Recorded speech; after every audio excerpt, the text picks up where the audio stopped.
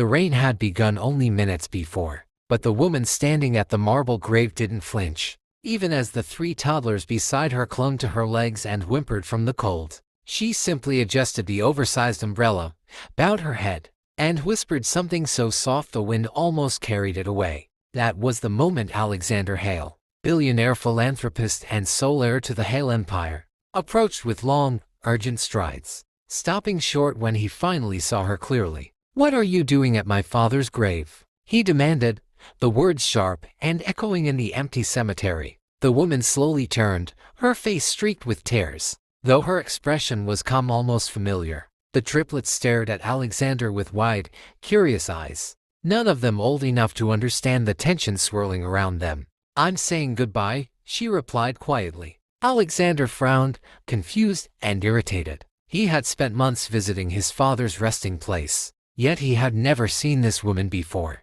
"You knew him?" he asked, softer now. She nodded, reaching into her coat pocket and pulling out a small, weathered envelope.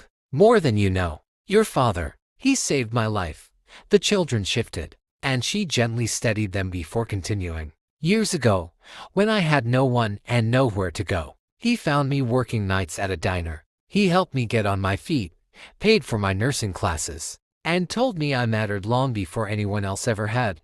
Alexander's breath caught. His father had been notoriously private with his acts of generosity. "Why didn't he tell me?" She gave a sad, knowing smile. "Because he didn't do it for recognition. He did it because he believed in people."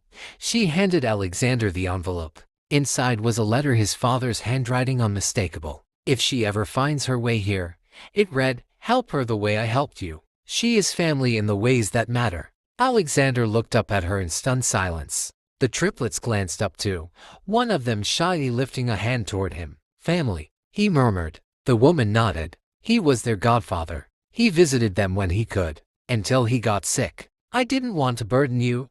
Alexander fell to one knee. "Eye level with the children," his throat tight. "You're not a burden. None of you are."